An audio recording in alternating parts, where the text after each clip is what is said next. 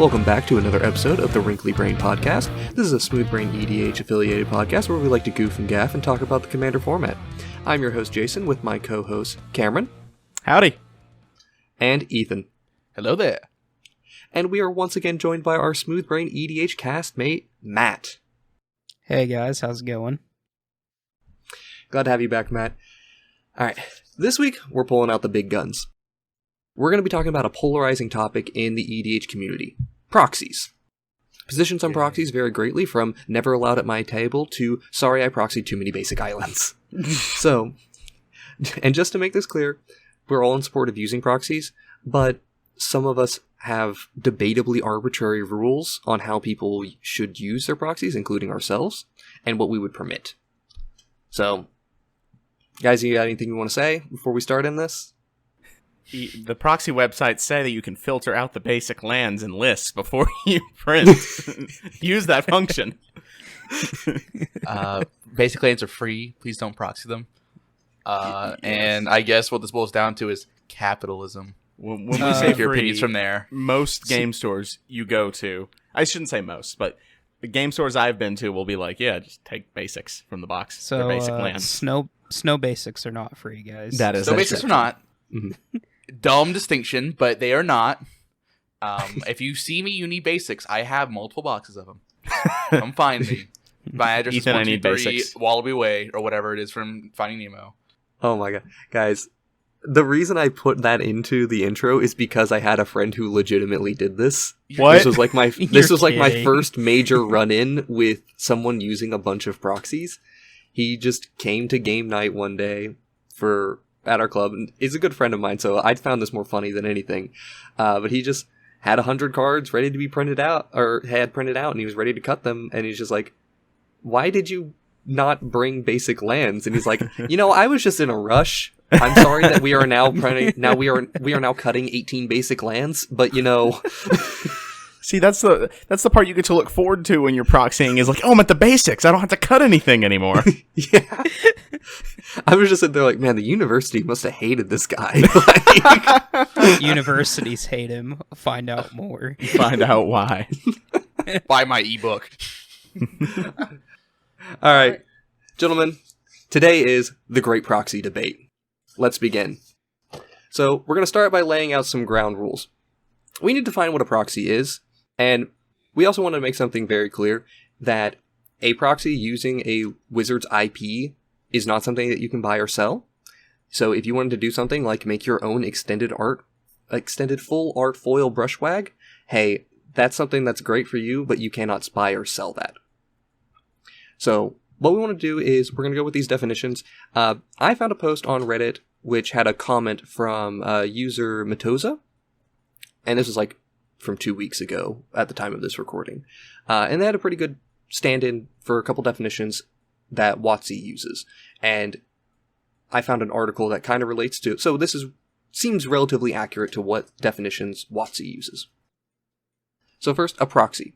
A proxy is a stand-in for a damaged card in a tournament setting. In other words, the one way that people use proxies the least. Yep. Yeah. Did you ever have to issue any as a judge when you played? Yeah, I've issued proxies 2 or 3 times. Okay. I remember a story of someone pulling something expensive and asked if they could use a proxy in like a draft format.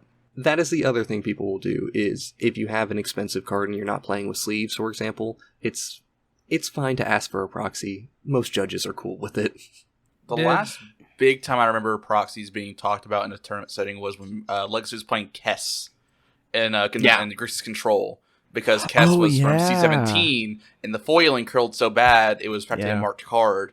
And so they had to consistently issue proxies in like the 3 weeks that was a playable card. Yeah.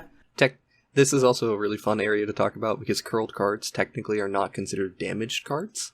So by Wizard's own definition, that is not actually damaged. But also, this may be where we start conflating Wizard's definitions versus a definition from like TCG Player, because a curled card in TCG Player is technically not damaged, which is a big pain in the ass when we were doing a whole lot of selling working at a game store, because we would get people, why'd you give us this card listed at light play? It's curled to high hell. It's like, technically that's not damaged. If my card looks like a Pringle, it's damaged to me. See, Yeah, I'm the gonna be simple honest with the you. simple solution to this is just to foil out your whole deck, so the whole thing just like looks like a stack of Pringles when you're playing. As long as you put it absolutely. in a Pringles can for the deck box. No, You have to Ah, at least yes. commit to the bit. thank you. Hey, we're still talking definitions, by the way. Yes, Not sponsored So- by Pringles. unfortunately. So, a playtest card is a simple stand-in for a card. This is like when you get a basic land and you just write something on it to indicate that it's another card. You can put this in a piece of paper in a sleeve counts, which a lot of what we use, or what people traditionally use, would be considered playtest cards, or it might be considered a counterfeit. Because the definition of a counterfeit is a card printed to look like a Magic card, including printing an image from your computer. So when you do like, oh yeah, I'm going to print out that sheet of cards and I'm going to cut them out, some people would consider that a counterfeit, some people would consider that a playtest card, and it could be either way. I don't consider them counterfeits. Nor do I. consider I think counterfeits as cards like people are really trying to pass this off as real. It's fairly explicit in my mind. Like a counterfeit is literally someone trying to sell what looks like a Magic card but is not. Or at least make other people believe it's real, right? Right. Yeah, like use it in a tournament setting, et cetera, et cetera. Yeah. So we're going to be using a very popular definition of proxies, which is it's all three of them. All right. Yeah, fair. We're doing that definition, but we may bring up these WotC-approved definitions later for talking about some things. And as a casual reminder, fuck genuine counterfeits. Oh, yeah. Yes. All my homies hate Absolutely. genuine counterfeits. I love If you're the... selling counterfeits, fuck you. Yeah, We're past the 5-minute mark, I think. yeah, it's fine. It's fine. Matt showed us a scrubland that he has that has just fake written on the back. If you have a card that looks like a genuine fake card, but you want to use it as a proxy, please do something like that. We really appreciate it. Like the whole community genuinely appreciates it. Get counterfeits out of circulation.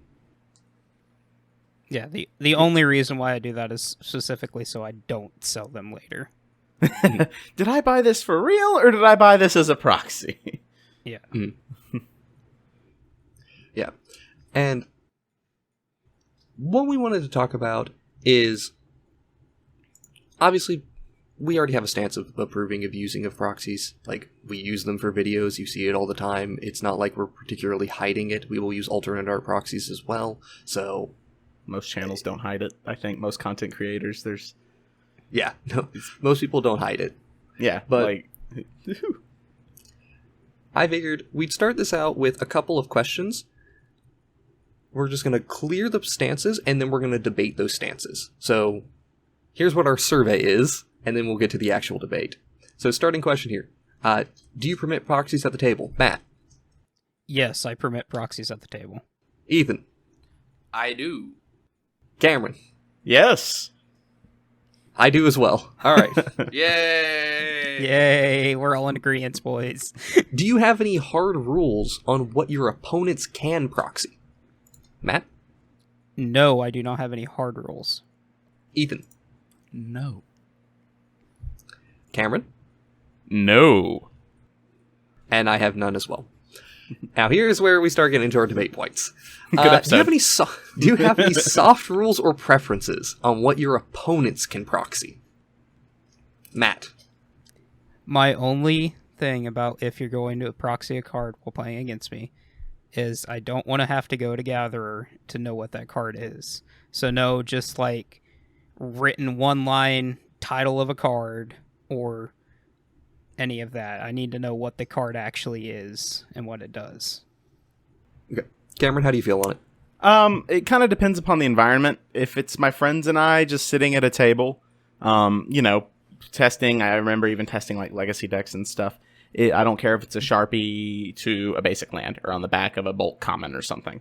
But if it's with people I don't know, I do prefer it to know what the card is. Like, even, it doesn't necessarily even have to have the card image. I'd prefer it. But like, even if it's written out what the card does on the proxy, then I'm fine with it. Mm-hmm. Ethan? I'm a little bit further than Cameron. I prefer the image of the art to be there. I understand a lot of cards have multiple versions of art. Name any card, and there's probably alternate art. But as we've established earlier in previous episodes of this podcast, go check those out if you haven't watched those yet. Magic players tend to, if you don't realize it, look at the art to identify cards. And so if I'm playing against someone and I see Soul Ring, I'm not looking at the name Soul Ring. I'm looking at the picture Soul Ring, and every card. I want to be able to identify that because of how quick the games can go. If you're having to pick up every single card and read it, it drags the game to an absolute halt. I don't want to hate on proxies. Proxy, I'd rather you just play the game than anything else. But I don't want to have to drag the game down to a third of the speed it could be in order for you to proxy. Yep. And my stance is pretty similar, right? I prefer my proxies to be very legible, easily understood by the table, and I also prefer them to be appropriate to the power level, but that is very much in the Rule Zero conversation and more about addressing things like pub stomping and spiteful proxying. Mm-hmm. Mm-hmm. So, and of course, like, building on to the next question, do we use our proxies ourselves? Yeah. Yeah. I think we do have every some single one of caveats. us do. Yeah, like, right, Money's tight, I can't eat cardboard. Absolutely. Right, we all have limitations on what we can do, especially as content creators, but even when we aren't doing content creating, we were doing our own decks. Do we proxy as well? I do. I proxy a lot because I only own one copy of most cards and don't want to move them around. When it's for a deck for myself, I'm not against it, but I do lean towards putting in cards I already own before I'll print a proxy. I don't know if that's just a product of me being lazy, but Partially, probably. I mean, I do the same thing, though. Like, I'm very much in that same camp. If I don't prefer to proxy, if I can help it, and I will actually build around, like, hey, I own this card. It might be a worse option, but I will just exclude cards I don't own because I'd just rather not proxy unless it's for the channel. For the channel, I'd rather play the cards that should be played in a deck. If it's for me goofing and gaffing with the boys on a Saturday night with a few drinks, I don't care what the fuck's in my deck. I just want to play the game. right. And I just rather play with real cards at that point because that's just... It makes me happy.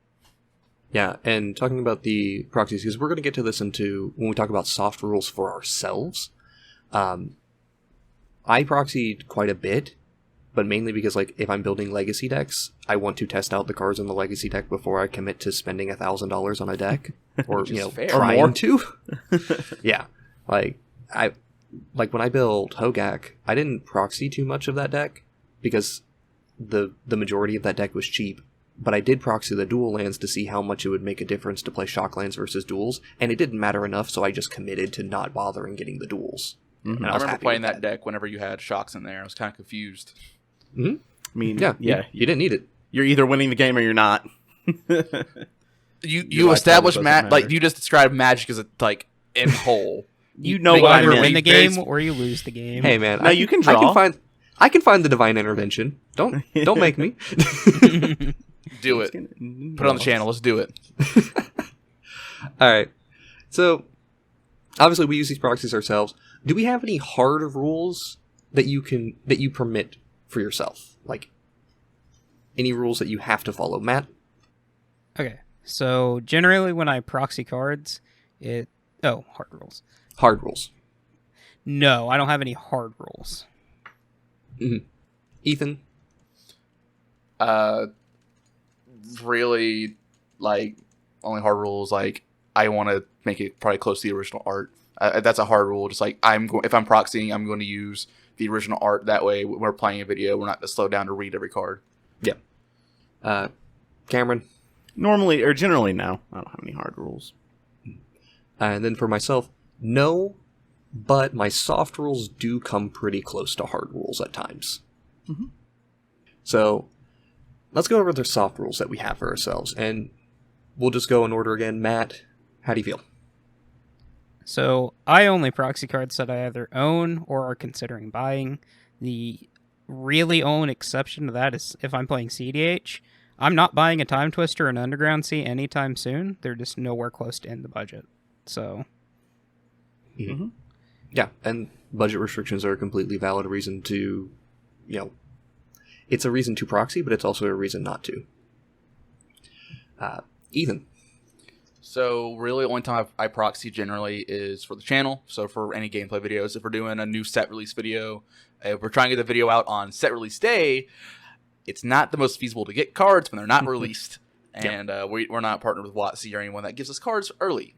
So we make do with what we got. I'll proxy for those things. For CDH, as Matt said, as I said earlier, I can't eat cardboard.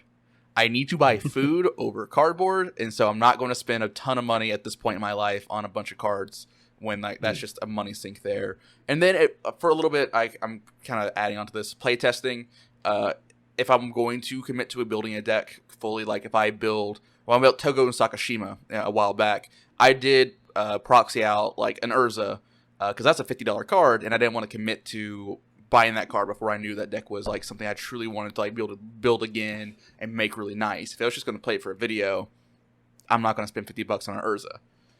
So I used to not really proxy that much. Cameron can attest back in the day when we started the channel, and I would be going down to the local card shop every 2 weeks to buy new cards. I can confirm. Actually, Jason can attest. He sold me the cards. Yeah, the number hey, of times you should have stopped me, man. Hell no, we were making money. We were making money, man. What am I going to do? He was pretty good. Be a good pretty friend. good at guessing the commanders we were building too. That was the game. He was really good at that, and it did not help me not spend money. So you should have been a bro, man. You weren't a bro, and I'm upset. I'm sorry, but I can't help myself. If someone is ordering an entire commander deck, it is so much fun to guess what's going on and then chat about what they're doing and like how bad not it to is. try to like not to how bad it is, but like not to upsell them, but be like, oh, did you consider playing this card and getting that dynamic? Because I'm stuck in the mines. Like I'm in the back, not able to do anything with customers. So you so can go interact with people. I get my Dobby gets his 5 minutes of social interaction. Yes. Hey, at the end there was a little window we could wave at you from. Yeah, there was. All right. Yeah, moving on. Cameron, how did you feel about it? So generally, this goes back to my point earlier. I prefer to own my for a deck I own. I definitely want to own the cards. I have no issues proxying with CDH, but I often find myself still leaning towards building cards I own. With cards I own, so I own the Abzan Dual Suite. I have one of each. So any Abzan deck in CDH, I'm probably more likely to build. Just because I have the duels in the cradle. Fortunately, I don't own any of the fast mana, so I'm kind of screwed in that facet when it comes to CDH in general. But if it's for the channel, then absolutely proxy away. But like, so referencing my Kura deck I had, I still have it together for the most part. I'm considering buying some of those cards in the deck because I enjoyed it so much. Like, I want that to be a deck, as Ethan said, that you can build again and play again in your own free time, not just for the channel. And that's kind of where I would want to own the cards. That Kura deck is so sweet. I'm so jealous. Like, I didn't know he played that until the video. Like, I did the intro for the video. I was like, oh, wait, this is what this deck does? You saw my Tron land in hand, opening hand. I think I had a Tron land. You were playing Cloudpuss on the deck, right? Yeah, I had Cloud and Glimmerpost. May not be correct, but who cares? So, Cameron, I'm sorry if I show up at your house and, like, steal your deck someday, because I need that, man. I need it. I know you want to play it. Oh, you know it. I need it. And then for me, this is my rules are probably the least logical and the most emotional of the bunch here. Yes, I prefer to own my cards, and I'll proxy cards I own because it's a pain to keep swapping them between decks. I am getting to a point where I have all of my cards sleeved in the same inner sleeves to make it much easier to just move things between decks. So like I'm taking efforts to rely on proxying even less than I do now. But that said, I just don't like proxying in general if I can help it. Like, I will go way out of my way. When I built a deck that I never played on the channel, and I still have it here, the Council of Four. I owned like 40 cards for that deck, on only 40 cards for that deck, and I damn well made sure I found every single one of those 40 cards that I owned. Like, I dug through bulk for hours to do it. That's a good point. If I know I own a card, I will dig for it, wherever it may be, in another deck or in a box. Yep, and that's why I'm resorting my entire Magic collection, which is I put about 10 hours into, and I'm only through 4 of the 5 colors, and not even to multicolor yet. Yeah. And another thing is, I just never like proxying cards that I have no intention of ever owning. Even if I do really, really want the card, I just choose not to.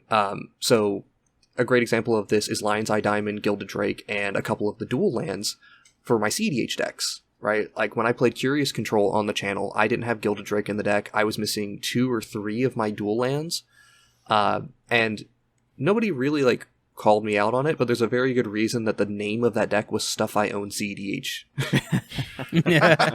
Like, I'm cool with other people proxying, and, you know, you don't have to have your limits, but at the same time, I feel bad if I do not do this, or if I just do nonstop proxying and just have the entire portfolio, so to speak. Which is going to segue into the next question. Do you ever feel guilty for proxying? Yeah. I do. I'm not going to lie. I know I shouldn't, but I genuinely kind of do. Because I this might be the capitalism coming out in me. I don't know. I find kind of a weird sense of pride coming out when I own the cards. Like, this is my thing. This is real. Like, when I fully deproxied my Karka Sakashima deck, there was no longer like the actual like tuned list. Thank you, Ken, for killing that for me, for making the deck better. Like, that was like really a proud moment for like, I have this deproxied. I worked hard and got myself the Volcanic Island for it. And now it plays LED, and I don't have an LED, and they're like $600, and I'm really sad. But like, I don't prefer to proxy if I can help it, like, because I don't know, it just feels, again, because we play Tournament Magic so much, I think like the idea of you can't play Tournament Magic with fake cards or proxies, because that's just like, you don't do that, and so I want to have the real thing. It's dumb, but Yeah. Mm-hmm. Cameron, how do you feel? I don't feel guilty for proxying. Number one, lucky. Well, with the channel, as we have discussed, we have not found the infinite money. We've not found the infinite money fountain. So realistically, we have to proxy in order to keep the channel afloat. You know, yeah. Printer ink is a commodity that, hey, our Patreon is going towards this printer ink. Not even joking. That is exactly where our 4 patrons, which thank you all very much. So much. Really appreciate you guys. Your money's going towards printer ink so we can make more content. Yes. We mean that quite literally. Like, we in a meeting said, so we're spending this mostly on ink, right? Yes. Like, we have the Amazon receipts. Entirely on ink, right? I think it is entirely on ink, and then like some of the limited ad revenues, like it's also going towards the ink. Mm-hmm. Like, yeah, we got to make proxies. But yeah, burn through those things. Ethan's point, I really liked Ethan's point on why some people might feel guilty. It's because a lot of people are coming from these formats like Legacy and Modern, where you cannot proxy if you're wanting to play even at an F&M level in that cares. I was going to bring up Planeswalker points, but are those a thing again, aren't they? They're gone. Okay. Well, back when Planeswalker points were a thing, was it competitive REL at like an F&M if it was? You can get Planeswalker points at a casual level. Okay, but generally stores wouldn't let you proxy in those. No, kinds of things. Planeswalker points mattered so little. I forgot they existed. I didn't. I mean, well, I'm like, good for you, buddy. I forgot they existed. We played enough competitive. We played enough competitive. It's been so long. It's been 84 years. It's been so long. Yeah. But yes, I don't feel guilt proxying when it comes to the channel, and even personally, like I do want to intend to own the cards if it's for a personal deck, but even just to try it out and hang out with my friends, I don't feel guilty about it. Mm-hmm. Matt, how do you feel about it? So I used to feel guilty about proxying back before I joined the channel. This was a lot of like people just kind of played with what they owned at the time. And so if you were ever proxying, it was like, oh, you don't own the card, so it's not that great of a thing. Now that I've joined the channel, I don't feel as like guilty at all, just because we really need cards to fill out decks. Mm-hmm. Oh, that's completely reasonable. The best feeling is when when you think you're like, oh, I already proxied that card earlier. Let me go get that piece of paper so I don't have to print it again. I've got 2 Dragon Shield sleeve boxes of just my previous proxies I've kept. Because if I can reuse them, I'm going to reuse them. Ink is expensive. Yep. Jason's holding up a stack to the webcam of just proxies that are slightly curved, just like foils, because that's what printer ink does. Because I know because Fair. it's a pain in the ass because of those. Yeah. And then, okay, don't even get my proxies That from the one's other not room. even cut. Like, I'll go show all my Yeah, proxies. these aren't even cut because I found the cards later, but they're there if I ever need them. We just Fucking have Magic a line player around. problems. I just said the Magic best feeling. player problems. The worst feeling is when you forget to print a proxy that you thought you owned at some point because you're Oh, like, yeah. You show up, and you're you like, show up to a recording without it. You're like, oh, I thought I had it. Yeah, looking no. at everyone, including me, in this fucking. the worst is when you think that you own it, and so you're going through your stuff, and you're like, crap, I can't find this, and we record in like a day. So we have this plan to talk about later, but one of the things that we're going to show is one of the proxies I have for an Animate Dead that I did for Yes. recording because I don't know what happened, but like I forgot like 3 or 4 cards, so I have like actual factual Merfolk Looter, and it's just a fish with arms. Like, it's cool, but that's the types of thing you got to work with. Didn't we have was it us 4 recording? Yeah, we were recording CDH, and Matt accidentally double proxied Llanowar Elves or something, and it was fucking Ewit. Yeah, Oh yeah, Yeah, And, that's it. and Yeah. that happens y'all too. at home never saw because Chandler just photoshopped or video edited an Ewit art over that, and y'all He he did such a good job. so damn Yeah, well. it it was did very it well. was impressive, honestly. Like, y'all can maybe go try to find it if you want to be sleuths, but For the hunt at home, this is the CDH game with Derevi versus Yasharn versus Oscar and Sakashima, or Clark and Sakashima. In fact, all 4 of us were playing in that video. Yes. So yes, I said yeah. No. if you want to go and look for it, try to find Matt's Ewit. I mean, granted, Lord. you see like the three frames where it's on the screen. I Like, mean, see if you can tell. Like, We've- again. We've all been there when we record, when it's like we forgot to print a proxy and nobody has one, so you're like, okay, let me go through everyone's trade binder so I can see if there's anything that makes sense in this deck that I'm not already playing. Let me borrow that. Yeah. I then we can't got tell the you the deck list. sheer amount of times I've done that for both set releases. Just going through binders, being all like, okay, this is close enough. Yeah. TLDR, our channel's fucking scuffed, and this is it's held by a bunch of string and duct tape. Bubblegum, toothpicks. Not gum. Fuck gum. And so, to get my point on, or my position on this real quick, yeah, sometimes I do genuinely feel guilty proxying cards. Part of it is working for an LGS. I do genuinely want to, or having worked for an LGS, I do genuinely want to contribute to keeping that company in business for the most part. Sometimes, not always, but for the most part, keep your LGSs around. And I also don't want to try to come off as like I'm BMing players. Because I proxied an expensive card that it's just completely out of their range and they can't play with it, and they don't want to proxy. But that often comes to an issue with people having an issue playing expensive cards, which comes into this next question of, do you ever feel guilty for playing a real expensive card like a Gaia's Cradle or a Dual Land in your deck? For playing them, Yeah. depends upon the environment. Like if so. In our set releases, we don't often have to deal with this as much because we play within our little bubble. So when we play these games that are for our set releases and for our videos, we already kind of know what power level we're shooting for, right? Like, infinites are fine as long as they're somewhat convoluted.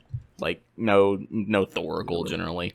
Like, and then also, and there's little to no fast mana outside of like Soul Ring. And if you are playing it, like, there is a reason for it. Like, Mopal within an artifact deck, it's like, yeah, it makes some sense. lick of sense. Like, it's not free. Like, you can't just you can throw a Chrome Mox in most decks, or you can throw instead of like a colorless, like no, you can't put it in an Eldrazi deck. I'm sorry, Ethan. Depression. Yeah. But yeah, I if I was sitting down at a table and for some reason we didn't have the Rule Zero discussion or whatever, and I lead on like, Ancient Tomb, Grim Monolith into next, and like spew my hand and have a cradle and stuff, I might feel a little guilty just because like that's more a result of the difference in power levels, not necessarily me playing the card. Mm-hmm. Mm-hmm. Yeah, I feel pretty similarly. At the same time, though, I hedge my bet and I intentionally don't play expensive cards most time. Fair. I think I've played with Gaia's Cradle once, and it was in Cube, so that does not count. Like, I never intend to own a Gaia's Cradle. I feel bad if I am playing a casual creature deck and someone's like, well, why the hell do you have a Gaia's Cradle in your deck? That's not appropriate here. And I'm like, shit, I don't know. I didn't know that. But also, and this is speaking a little bit from the content creator side of things, I do intentionally try to keep my decks to be some of the cheapest on the channel because I want people to be able to build my deck. Mm-hmm. Fair. That's fair. That's a fair thing. We probably should strive for that more. I don't feel as bad for one. This comes into a Rule 0 conversation, like Cameron said. If we're going to play those cards, we're going to have a discussion about it before. The times I played in an LGS in the past year, and I brought decks like that, we've all talked about the power level we were shooting for. Usually I'd be like out of town visiting Matt, and I would bring like, hey, this is my deck. I'll play down a little bit and like not really go crazy with it. But I was like playing Maelstrom Wanderer, so like when I'm playing Grim Monolith for an 8-drop commander, it kind of makes it okay. But like it just kind of, I don't know. With proper Rule 0 discussion, I don't feel bad. If I were to go into, hey, y'all are new players, and I pull out like Kozilek the Great Distortion with all the fast mana, and just like turn 3 a Kozilek and just take over the game, I would feel like a dick because I'm being a dick. That's called pub stomping. So I think it's just, and not feeling bad, it's just making sure you're not a pub stomper and you're doing it with good intentions. If you own the card, I want you to play the card. I have a Mox Diamond because I traded a lot of stuff for it. And I want to play that card. And I don't want to just essentially not be able to play the cards I own because there could be a world where I pub stomp.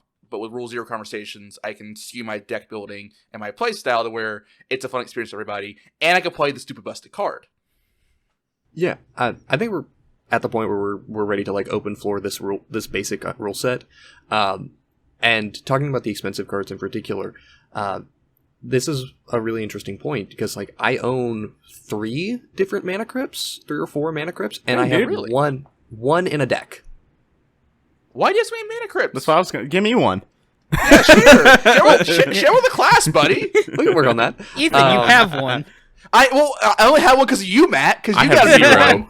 And what all did I trade you for that? I trade you like a foil Jessica's Will and like Brain Freeze and some weird other stuff and like $75 cash for it at New Year's. You gave me quite a few things and like $100 cash. It was like I think $75 or 75 or $80 cash and some stuff. Yeah, I gave you a friend's price on it. Because I love you very much, Matthew. Thank you very much. To explain why I have 3 mana crypts but only use 1 though, the location of how I got 3 of them. One, the first one I acquired, I bought. Like I just needed one, so I bought it. Second one I acquired, I got out of Mystery Booster. I did a draft, and in my prize pack, I had a Mystery Booster. I managed to win the lottery on that one. That's sick. Oh yeah, that's nice. And then the other one, if I remember correctly where it came from, I won the Jeweled Lotus lottery in the original Commander Legends collector boosters. I got a foil extended art one. And, I traded with a friend for a Bayou, a Japanese Mana Crypt, and something else. I think it was like how much was that one of the Jeweled cheap Lotus mana worth? At the time, it was like like $350 to $450. Like prices were changing. It's now like $700. So like yeah, it's a full art Jeweled Lotus. Yeah, like, are you surprised? They are pricey. Gonna be sad and reminisce on the like inventions. I pulled the Staff of Domination invention from a Walmart pack, and I sold it. I pulled Oblivion Stone and a Static Orban, and I sold those for way too little. Oh, when we get to alternate art proxies, I got some words on invention alternate arts. Matt, please stop showing your Eternal Masters, Double Masters, full art foil Mana Crypt. It's very floating over there in the corner. That's a nice card. It's a nice card, and I'm glad you got it because I got a Mana Crypt out of it too. I actually would like to make a distinction on my previous statement. Okay. We are talking about expensive cards. My one that I do not care is Dual Lands. Like, if you own the OG duels, I honestly could not give a shit if you play them. Because as long as if you're playing it in goofy, T-Pose Tribal, 5-color T-Pose Garth T-Pose Tribal, and you own all 10 dual lands, and you just want good mana fixing, by God, do it. Like, you're just gonna get mana screwed less. and like color screwed less. And I know that like that's part of the game when it comes to like lower power levels and like budget. That is one of the like reasons you play that, because that's some of that variance. But the dual lands are stuff I'm less caught up on, because like the percentage points from you playing a dual land versus, you know, a mana crypt, that mana crypt's going to be worth so much more throughout the course of a game than you having a bayou in play instead of a swamp. Yeah. And for me as well, dual lands are an interesting point of conversation in the proxies, because dual lands are pretty strong, but realistically it's the fetch lands that are much stronger. So if you're playing, you know, let's say you're playing a Golgari deck and you have your Overgrown Tomb, your Bayou, and your Verdant Catacombs, and, you know, Verdant Catacombs is your only fetch land in your deck, I don't care that you have a Bayou. That's just like an okay dual land in your deck, right? But when you have now 6 fetch lands to go and get that, well, now you functionally, you know, have 8 untapped dual lands in your deck that you can access at any point. That's a significantly higher power level. Yes. So I actually find proxying fetch lands and playing more fetch lands in your deck to be a bigger issue to me than playing dual lands. That's an interesting point, because that's kind of like when I build decks for the channel, I generally stay within my colors. So if I'm playing Teamer, my only fetches are Misty Rainforest, Wooded Foothills, and Scalding Tarn, unless I have a valid reason to play all of them. So in my Kura deck, I play every fetch land I can, because I want all the landfall triggers I can get. I was going to say, I generally play all the fetches, because I do play a lot of land stacks compared to everyone else. I feel like Cameron's starting to catch up to me, but I played a lot of Omnaths on the channel. Windgrace. And videos that never got released, too. Did Windgrace ever make it to the channel? No, that was before we started never doing the made channel. I mean, I think I'll stop my copy of Windgrace. Am I building Windgrace again for the channel? It Hell sounds yeah, like do you're that. building Windgrace again. Fuck! Hey. Okay, anyway. I got so much hate for that deck, and now I'm being told to build it again. What the hell, guys? Oh, wait, even better though. This, like, when I see Windgrace is like, oh man, that's my cue for land destruction on stream. Let's go, baby. I don't play land destruction. Okay, I did play like one. Wildfire. You played I played Wildfire. You're not yokel hoxing. I'm not evil. I'm not Logan. I don't know what it is. Maybe it's because I feel like Windgrace is honestly a little bit underpowered, but whenever I see a Windgrace deck, I am A-okay with you playing whatever Armageddon effects are in your deck. Like, you want to set up Windgrace Armageddon and there's your win con? I don't know why, I'm perfectly fine with that, as opposed to playing against something like Hokori and just Winter Orbing down everyone. I don't know why, my brain is just like, cat dad, go do good thing. Well, Windgrace is an instant death. Winter Orb is a slow death. True. So what I'm hearing is I have the Jason seal of approval to make you all miserable on the channel. So, hey guys, prepare. Just prepare. All right, I'm Your gonna day of reckoning is I'm coming. playing Oops My All booty Stealth is now. ready. I'm building Oops All Stealth. Oh, you're being me again! Hell yeah! Yay! Let's do it. Cameron, you know where I live. Come on. I've got a belt here if you want to beat me that bad. Oh, Jesus.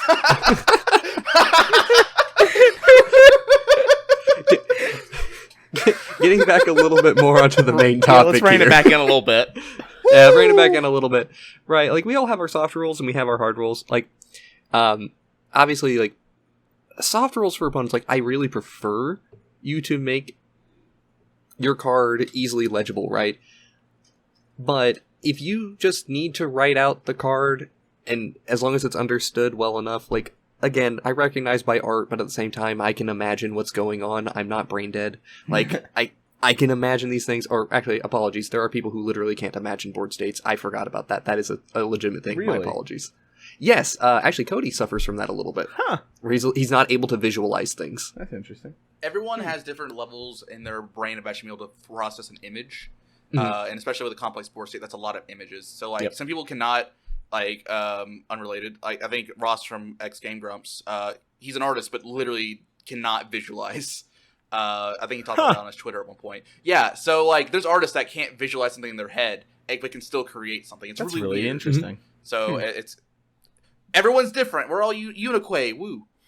That does sound like a lot of trial and error, then, Oh, yeah. in that regard. But, carrying on, so, like, in these soft rules as well, like, you know, I try to avoid playing expensive cards, and that's mostly so that when I come to a table with the expectation of people not playing expensive cards because they don't have access to it, and I get sideswiped by somebody having expensive cards, that can also create a weird feels bad, and I don't... Some awkward tension. Yeah, awkward tension on doing that, but I'd rather make sure I'm not in the wrong more than feel bad about my opponent doing something that I feel bad about. Like, it's okay. In other words, opponents, if you play your dual lands against me, I have zero issues. Just don't expect to see them out of mine unless I expect the right power level. Right. But is there anything, like, in those soft rules or hard rules that we really want to talk about? Because, like, there's one other area, which we're going to get into when talking about alternate art proxies, that I do want to bring up about visual clarity. Nah. I think I've explained my point pretty well. I don't really see anything else I need to add. If anyone has any questions, find me on Twitter and ask me a question. But like, I know I'm pretty easy to access. I know we've said, not necessarily negative, but we've had differing opinions, and it's fair to say that we're all in full support of proxies if it allows you to play the game. That's the number one thing. If you can play the game and that's what you have to do, then by God, go buy some bulk lands and ride on them. Yeah, and a printer from Walmart's a lot cheaper than a dual land, and that is okay. I'd rather play the game with new people and let people experience the fun and the joy that this stupid game about cardboard has brought me than saying, "Oh, you can't afford this." Like that. No, I don't like that. And as dumb as this may sound, because I know we're doing this in a post Spice 8 Racks video on proxies and his debate on it, and how he lays out extremely well how being against proxying is classist, and that isn't a position that's worth taking. And at the same time, despite knowing that position and largely agreeing with a lot of it, I do highly encourage people to own their cards. Was that Spice 8 Rack that did that? I thought Ken did one as well. I think Ken had something like that too. I think Ken commented on something. I don't know if he's done a Stacked EDH, by the way. Yeah, Stacked EDH. Hold on. I think he had something about that. He might have. But either way, like, Spice 8 Racks video is certainly the more well-known long-form video essay and discussion on this issue. And again, like, completely agree. Go and make your proxies if you need to. But at the same time, I do highly encourage people to own your cards if you can. There's emotional components to this. But I also think that it is important to separate out guilt from using proxies versus guilt from using expensive cards. And the play experience of using expensive cards, that in of itself is something that people have an issue with, and there's a classist argument to be had in that discussion. So, Ken literally has a video posted October 16, 2020 on Commander and Class, our proxy war. So yes, my memory served me correctly. He does have a video on the subject. You had a Ken deep cut that I didn't even know about? I'm proud of you. Yeah. I think he mentioned it when we had him on, and it got me intrigued. Maybe. I was having a fangirl moment, and that night, well, I remember it clearly, it's also a blur. So... You've been fangirling a bit too hard. Oh, yeah, I'm fangirling too close to the sun. That's okay.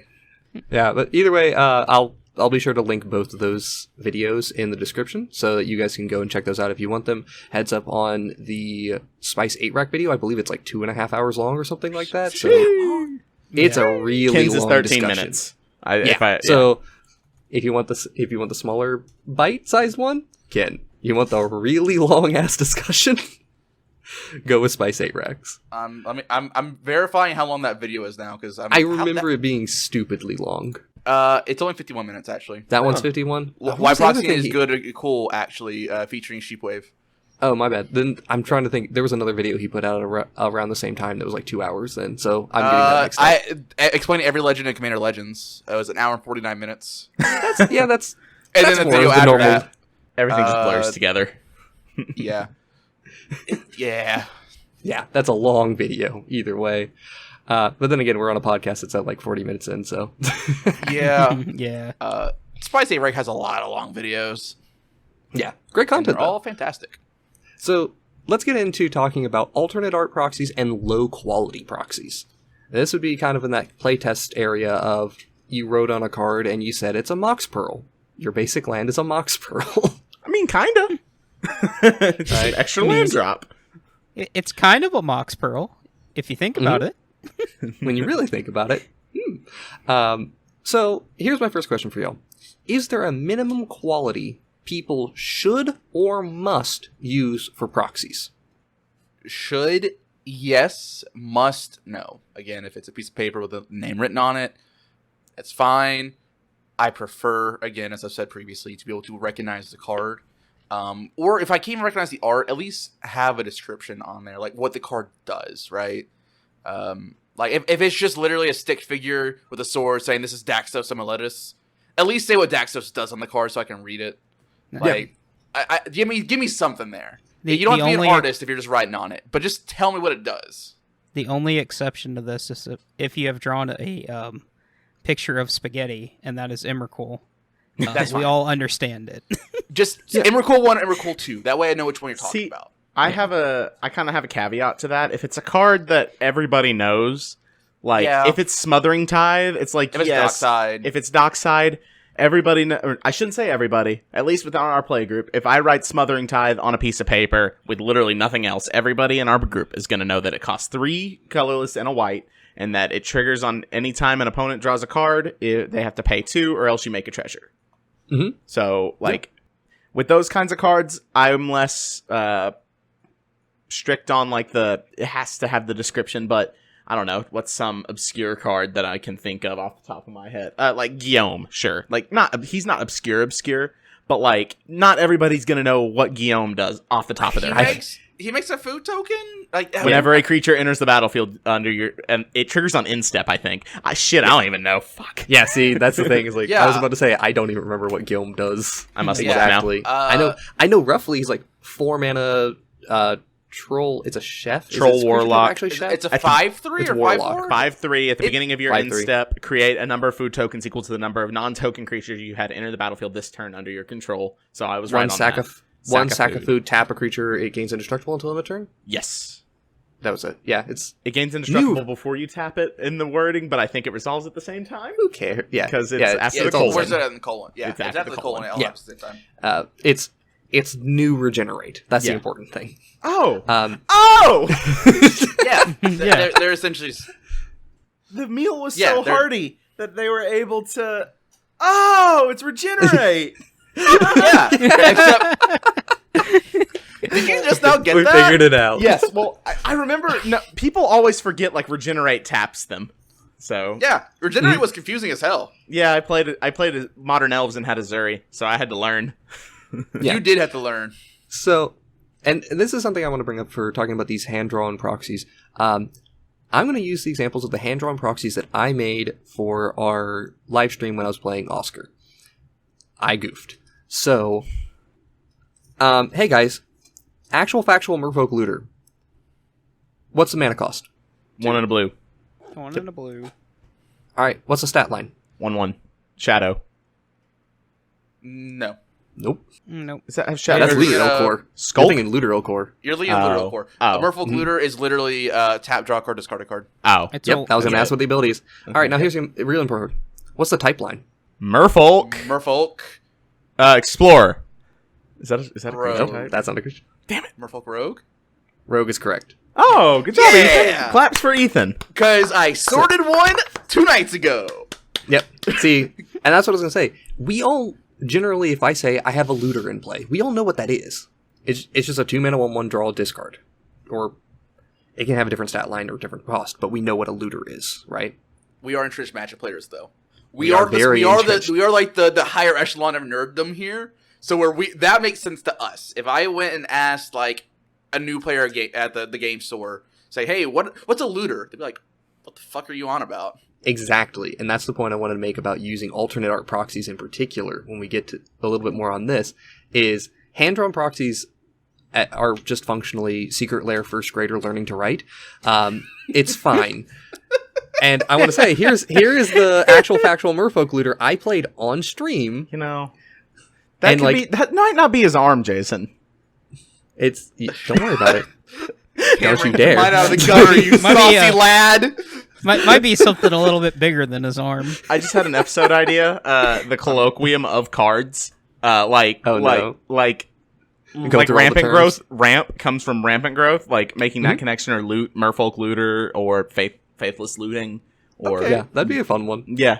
Unfortunately, we also probably won't know all of them. Yeah.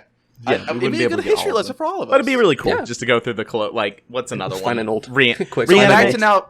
Reanimating. Find an old timer who knows this. Back to feeling insecure because of a picture of a fish. But now, let's build onto this as well.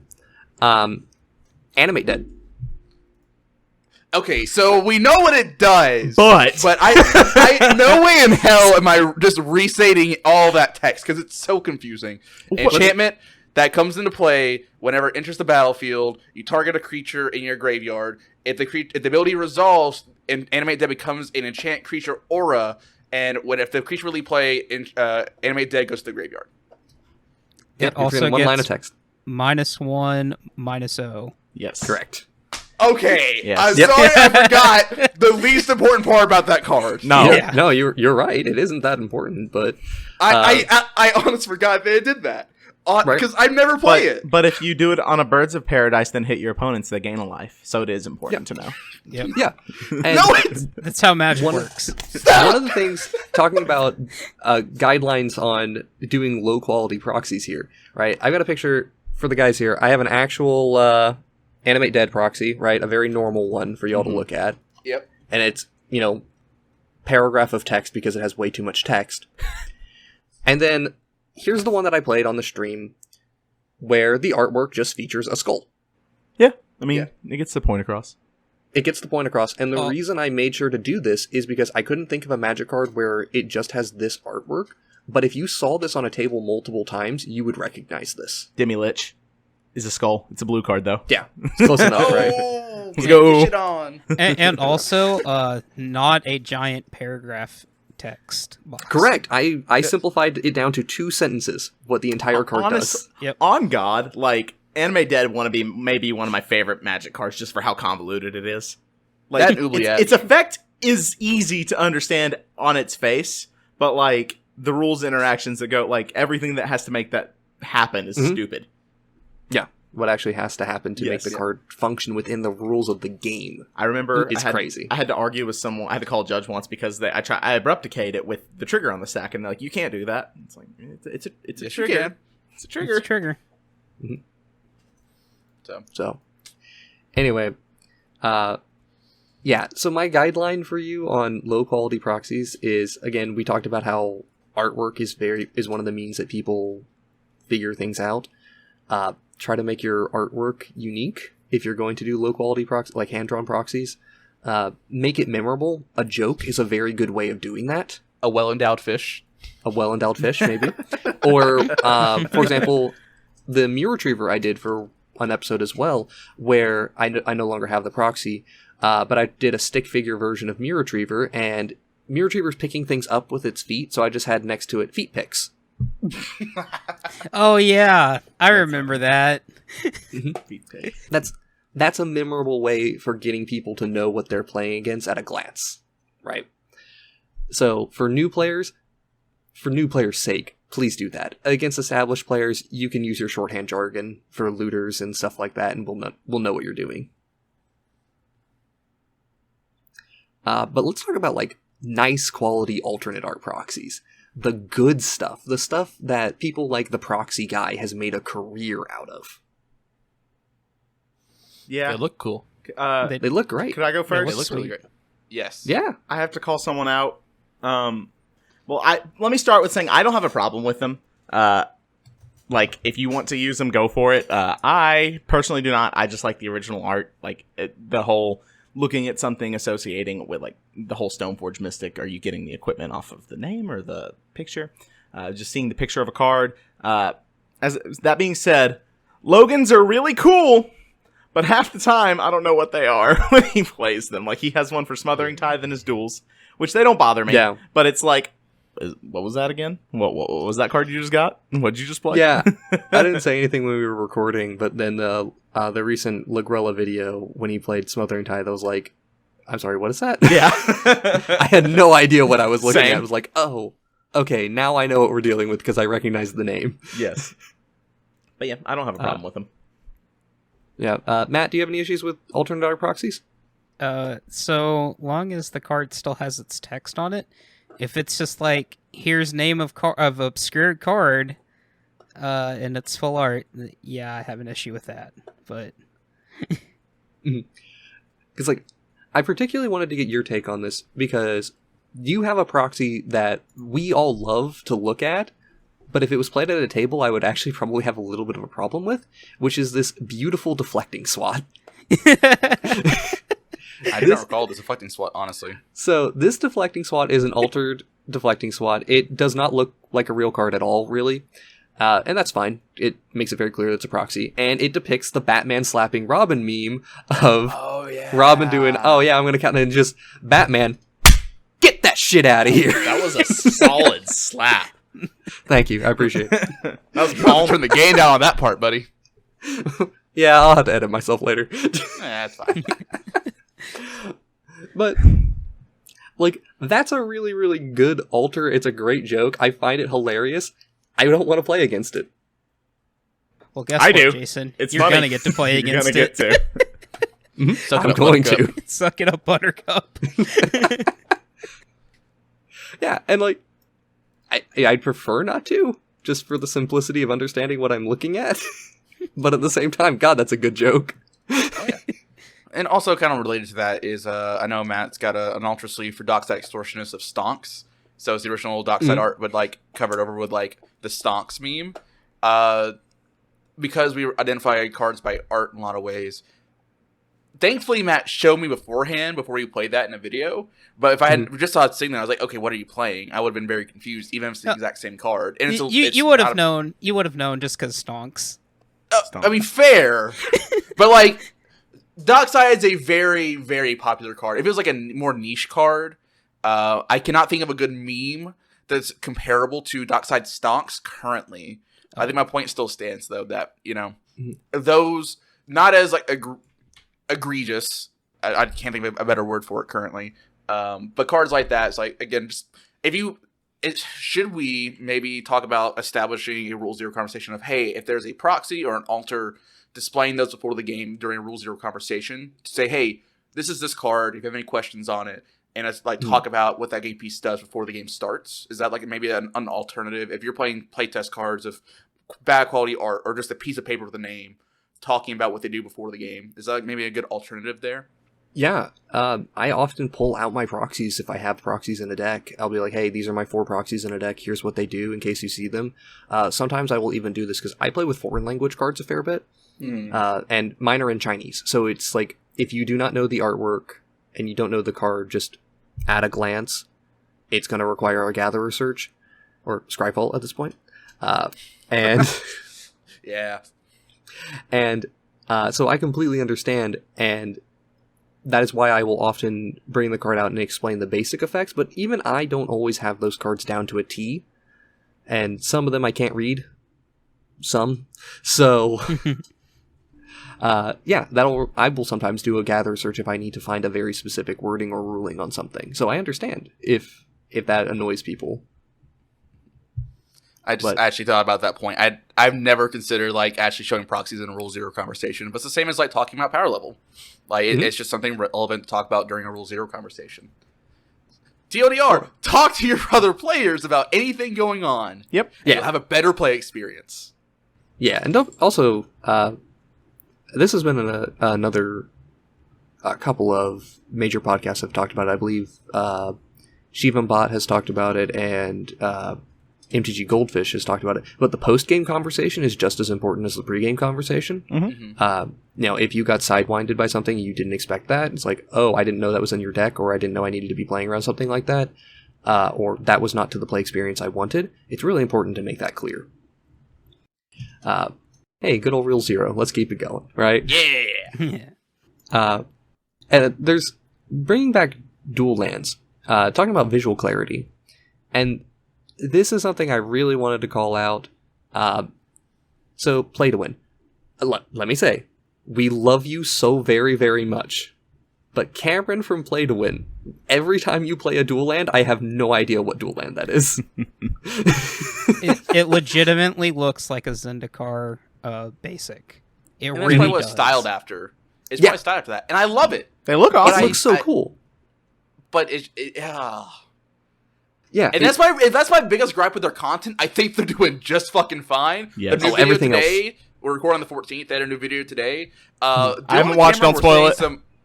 They had some statements at the end of the episode. One about Crocus Takashima, and then Yep. one about playing CDH and like the mindset. And both those things were fucking hilarious and like accurate as hell. Okay, what'd they say about Fukushima? Do you want me to spoil or not? Yeah, it would be Yeah. a spoiler to talk about this a little bit. Yeah, Yeah. you can text me about it. Watch after this episode. We're done recording. You can text me about it. I'll tell you, but I'll watch it. I'll watch it. Okay. Good boy. So, hopefully, if I remember to do this correctly, there should be some images on screen. And these are just screenshots of what I took from a couple of videos and these are just Cameron's board. And again, Cameron, not picking on you, like, keep playing these things, but it is just like as a visual clarity. If I was playing webcam Magic against this, I might be confused about the board state, particularly as it matters for playing cards like Carpet of Flowers, right? In CDH environments where I need to know what types of lands you have, but you can always just ask your opponent. And also another thing is, he does have a tendency to put his dual lands behind like fetch lands, for example. So that also is another layer of lacking visual clarity. So I think proxies that make very good visual clarity are really, really good, even if it means like you use a different art, as long as it's easy to interpret, right? That's why I don't love the deflecting swap, but I think it's a great card, actually. Like, if somebody's going to play with a proxy, that is something that it has an immediate impression, everyone knows what you're dealing with. So, it's pretty good. Yep. Mm-hmm. In summation, play to win. We love you. Come on the podcast. Oh, yes, please. We would love that. But also something to bring up, and, talking about dual lands, I have to rant about this. Fuck Scrubland and Savannah looking like the same goddamn card. Oh, you're fucking... Okay, so motherfucking Cameron right here. Okay, playing Maverick against this guy, I would genuinely be like, okay, what did you fetch? Because they look the exact same. Do. Whoever approved that shit in The 1993, fired. Fired. The easiest way to determine the difference is to look at the little rectangles in the text box, because it's green black. I look at the art, not the rectangles. Well, you better learn to look at rectangles, boy. Cameron, I'm fucking blind. I can't see that shit You're anyway. not colorblind. Only Sheeby is colorblind. Okay, I know Sheeby's Damn, I feel bad for Sheeby now when it comes to this. No, I meant like distance-wise. I'm super nearsighted. Not as bad as you, but I'm still nearsighted. I can't tell the green and the white. It just it just merges together. Just play with the card for a year, and then it gets super easy, dog. Sorry, I should have played fucking Maverick for Legacy and its own Gaia's You would have had a better matchup against me.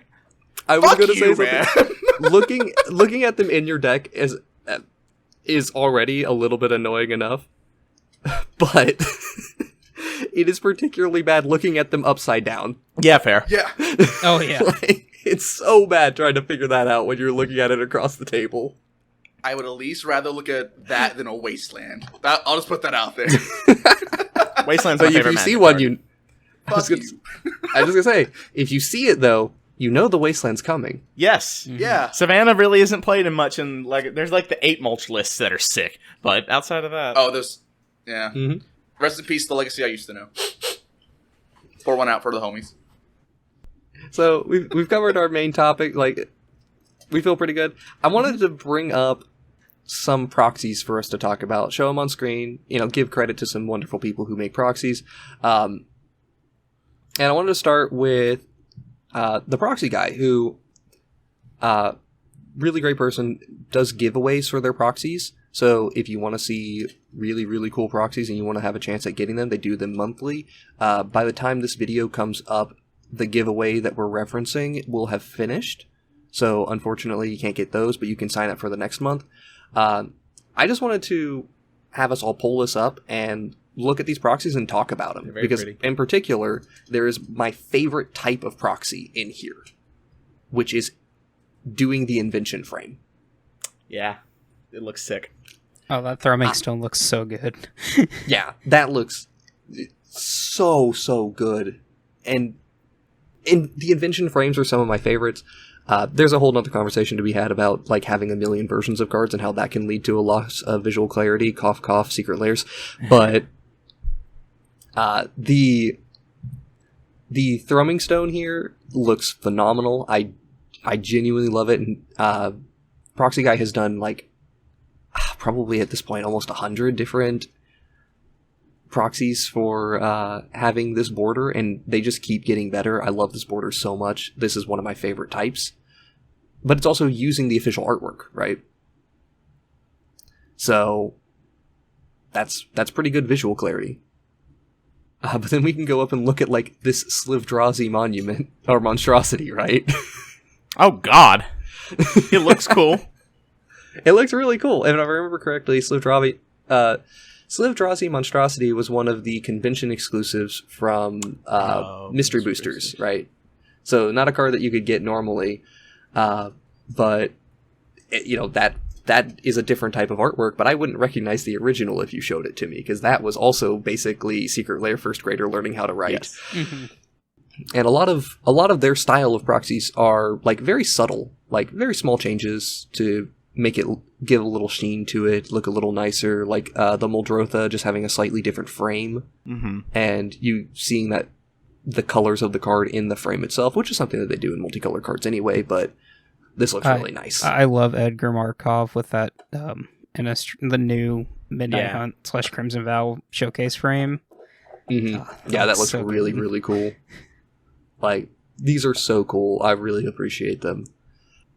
Let's talk about another type of proxies. So these were posted on Twitter a few days ago from our time of recording. This is from Evelyn Siege Tower. And this is, what is it? At Votebox, I think was her Twitter handle, or her actual Twitter handle. Vote Checkbox. Vote _ Checkbox. She posted some proxies of old border Shocklands. And I believe the artist on this is Jules Martin Voss at the bottom here. Yes. Mm-hmm. I would pay money for these. Yeah, these look so good. They look fantastic. If they even did like the old foiling where it's just the frame and not the artwork. Jason, we can't make this rated X, man. Like, you gotta stop before I get too excited. I think these look really cool, and my only complaint about them is the visual clarity side of things. Yeah. They do look a lot like the Blood Crypt's artwork actually makes me think of a Rakdos Guildgate. Yeah. But I think it looks really, really cool still. I don't think phenomenal. Yeah, I think the breeding pool's fine though. Like I can't think of anything on the Godless Shrine. Maybe another Guildgate, but honestly, I think that's different enough. I'm a little upset with these that they're not the full like text box from old cards. Please tell me, just get rid of the Swamp Mountain on the subtype and this land counts as a swamp and a mountain. Like the old Planeswalker, the Fairy Karn. Oh, those are cool. Yeah, I love those. Are my 3 favorite Magic cards. Period. God, see, I hate those things because they're so. The text box is so terrible to try to read. It's the worst. But then again, there's also like the full text planes or basic lands as well that are like good meme, but not a card I want to see. Then we're probably going to talk about this more in some detail later. But I forgot that Play to Win did an entire video where they played custom commanders. Yeah, that was cool. And that's something to talk about. You get decent proxy styles out of doing that. I don't think we need to go too deep on it. It's just a neat thing. Watch the video. We have content planned for custom commanders. We have deep content planned for that. And then, talking about dual land proxies, I want to see how our rules hold up against this. So I've got 3 versions of proxies that people often play with, or are somewhat popular. Let's start with the MTGO versions. And this is just a pretty common thing people do, because like they go online, they print a proxy, right? And then you go to like MTG print or whatever, and you type in your Badlands, and what you get is the MTGO exclusive version. How do we feel about playing with this, or playing against it? I don't have any issue. They're very visually distinctive and clear. Yeah. I've seen played enough Moto. Moto. Yeah, I played enough Moto to understand that. It's just that it's a helpful alternative because you can't really play those in a paper tournament, and because it's an alternate art that's not available in paper. You clearly know that it's a proxy from a distance, but because it's official art, I feel like it's better if you're using those. And you can't get the original art for your printer, and you just like the art on the newer the Moto only exclusives better, go for it. Just don't be trying to play a legacy tournament with those. It's not going to end well. Unless they're proxy friendly. In that case, go play the tournament.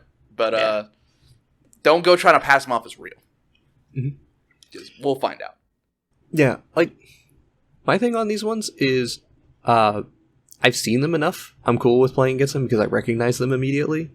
And it's very simple and recognizable. But they don't give me, like, a big emotional trigger or anything like that to make it easy to remember that these cards are the MTGO versions. It's just I've seen them so many times. So if it wasn't that they were so played, I would probably not like these very much because I don't have anything to clearly and quickly recognize them. By comparison, though, and just as, like, slight aside thing, these are in the drive, the Badlands that's in there. Yeah, this is a Badlands. Mm-hmm. Yeah. So Proxy Guy has a group of minimalist altars that you can use for dual lands, and they are just like half the card. We're looking at a Badlands here. So half the card is black, half the card is red, and the card literally just reads, this card is a Badlands, it is a land, a swamp, and a mountain. That is the whole card. There is no art here, so to speak. I hate this. I don't. Why do you hate it? I like artwork, even if it's poorly drawn. Fair. Yeah, it's not the most interesting thing, but it is very visually distinct to me, and I know that's a Badlands if I see it. Yeah, I agree with you, Jason. So, like, I like it for that. Probably wouldn't be my choice of proxy to use. Well, then again, my choice of proxy would just be to, play with the original art of a Badlands so people know what they're working with. But, c'est la vie, right? Right. Mm-hmm. Alright. And then, lastly, and this is like a whole big grouping, let's talk about these high-res alternate arts. These are the things like what Cameron from Play to Win was using. These are awesome. They look so nice, but God, are they so like, there's so much variance to them. I want to buy and I them. never know what I'm working with. I didn't know these existed. That volcanic island is they're beautiful. hot. Okay, I've already clicked the add to cart button, guys. Jason, why'd you show this to us? We have impulse control. These hey, are man, so the backs good. even, proxy altars. The backs even You're already welcome. say proxy on it. Like, this is perfect. Hey, Oh, you can tell I it's a didn't banner notice from the that. Scrubland pretty easy. Guys, they fixed the problem. They Never mind, fixed I'm the not buying them problem. now. They look too different. Yeah, I picked these ones because, one, this is the first thing that you look up if you look up full art dual lands. Like, this is the first link. And secondly, I have definitely seen the Volcanic Island and the Underground Sea before. Multiple times, in fact. These are beautiful. So, I know these are relatively popular, and these are well known. Some of these I do really like because I know what I'm looking at. Other times I don't love them. Like the Trop, I'm not entirely convinced I like this. I understand it's not really the most clear. I love the art, though. These are are all beautiful. art. I want to make these my computer background. These are incredible. Yeah. Yeah, they're really nice art. The Volcanic Island is probably one of the best ones because it is... Boy, is that a volcano on an island. Hot take. My favorite's maybe Bayou. That Bayou is sick. That's a really nice one. That looks like it could be something like straight out of Witherbloom. Mm-hmm. The only one I'm not sure on is the Taiga. This one, maybe I'm not sure what a Taiga is or what, but like statues of two dudes does not equal Mountain Forest to me. Mm-hmm. But the art looks incredible, so I'll give it a pass, right? Yeah. Also, just as a blanket statement on taigas, most taigas are, cold, So it's already a little bit weird that they chose I thought a land that should probably be icy. Like when I think taiga, I think of like Canadian like just landscape. You know, not kind of what it, like it's somewhat cold, frozen ground. Let me Google what a taiga is real quick because we need to know this. Actually, the original taiga art has snow in it, if I recall. It does Yes, have it snow does. in it. The taiga is a forest of the cold subarctic region. Mhm. Why Forest is this a mountain? I guess like it's a mountain forest. I can see that, but like it's generally cold. I mean, there's mountains in the taiga, to be but fair, like mountains can be cold. Often are. Yes. Actually, That generally is my favorite mountain art is the Japanese Nihon Kamigawa, the mountain village with snow falling. That is my favorite mountain art. Oh yeah. No. I will say, like, you know, the tundra also is one that, you know, invokes snow. Yeah. So this also could have been a snowland, but I also feel like if you want to talk about a plains and an island, like where you're going to find a lot of flat land with some water, the melting areas of a tundra are probably a great example. Yep. Mm-hmm. But yeah, that's about all I have to say on this. Guys, do you have anything else you want to add in? Talking about some of these proxies, any rules or things that you think, like, thinking about these proxies, does this change your rules at all, or does this make sense and fall well within what you want to work with? Mm-hmm. I think it falls more in line with what I want to work with. Yeah. I think after looking at like some of the newer like those proxies we looked at, having clear established art that I can reference is the important thing. If the art makes sense, that's important. Like Jason's very well endowed fish and skull. Like at least I know what that's trying to do. So if you're going to do proxies, at least draw like a little picture, a little stick figure with feet pics. You know, like if you want me to be a retriever, just put feet pics on there. I'll get it. Throw a Batman slapping the shit out of Robin. Make it visually grabbing. That way we have something to reference back to because we are visual creatures. Yeah, I think a lot of proxies comes down to visual clarity as the most important thing. I mean, granted, there's another aspect of this that we didn't talk about at all, which is the actual proportions of a card. Yeah. So, fun fact, when I lived in China, I played against a guy who had a proxied deck, and I was really confused playing against him sometime, because, like, I picked up his cards and they felt lighter for some reason, and it didn't register with me that the card stock was in Yu-Gi-Oh! Proportions, not standard Magic proportions. Oh. Yeah, he's Japanese card size. But, to make it worse, though, he had, like, real lands in the deck, like basic lands and a couple of real cards. So it was mixed and sleeved, and it was just so weird. I believe it. Yeah, that's weird. Yeah, that's what happens when you buy your cards off of Taobao. Checks out. All right, and thus ends the Great Proxy Debate. Thank you all very much for watching another episode of the Wrinkly Brain Podcast. If you'd like to see edited gameplay videos from our other channel, make sure you go and see it on WrinklyBrainEDH. We upload every Saturday, and we have game night afterwards, so you can join us on our Discord if you'd like to play with us or talk with us about the episode. And don't forget to like and subscribe. Leave a comment. It's really helpful for the algorithm. We really appreciate it. Let us know what you think. This is a really big topic, and it's not always clear to everyone where they stand on this, or they have some rules that they would love to talk about and debate more directly. So, if you want to talk to us directly, you want to debate this, jump in the comments, jump on the Discord, and if you're interested in supporting us financially, you can check out our Patreon. All the links are directly in the description, and you can find a lot of those in our link tree. Additionally, every channel that we've spoken about today, every video reference or account that we've referenced, links will be available in the description for that as well. So, I've been Jason with Cameron, Ethan, and Matt. Thank you all very much. Have a great day.